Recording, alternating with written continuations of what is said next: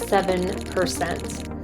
That is how the percent of the reasons that businesses fail and or stall that is actually within management's control. So here's the problem and why all this really falls on management. There's all that responsibility for critical decisions being made at those top stakeholder levels.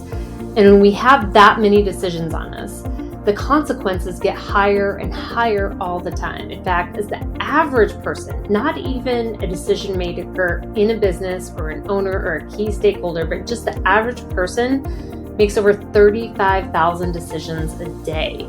That's a lot of decisions.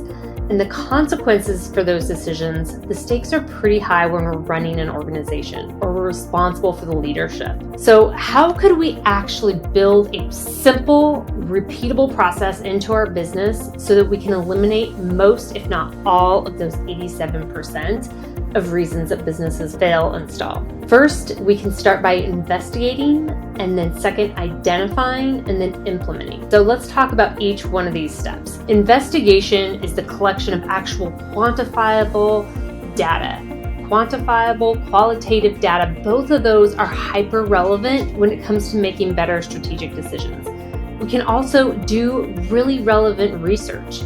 And then we can also leverage strategic modeling that we often don't take the time or feel like is relevant to us can actually make incredible clarity in the decisions that we make. Once we have all of this information, we have the data, we've done the research, we've looked at modeling, what we can get from that is actually the ability to support better decisions that we can be confident in and help us create strategic plans that we can execute on. The second part, identifying, once we have that, is all about making the right decision at the right time or leveraging the right opportunity at the right time. Once we have that information, it can become very, very clear that of all the decisions or the things that we could be doing, which one is the most critical right then. And then lastly, implementation. I really like to say that good intentions don't pave roads.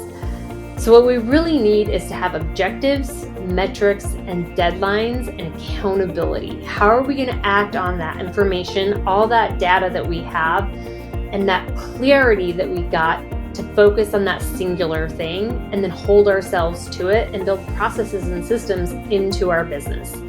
This seems like a lot, but it's actually quite simple, and we can do it over and over again in our businesses to help us never fall to those 87% of reasons why businesses fail and stall. We can investigate, identify, and implement, and we can do it over and over like a flywheel in our business. Every single time we investigate, find that most crucial bottleneck in our businesses, we can identify it with confidence and clarity, and then we can implement a solution and actually create processes and systems in our business to help us eliminate that 87%. This is actually what we're going to be talking about in one of my presentations, the CONEXPO coming up, strategic decision making for increased margins.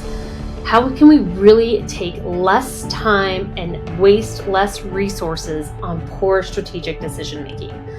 So make sure that you join me at the CONEXPO this year for my presentation, Strategic Decision Making for Increased Margins. And let's grow your business.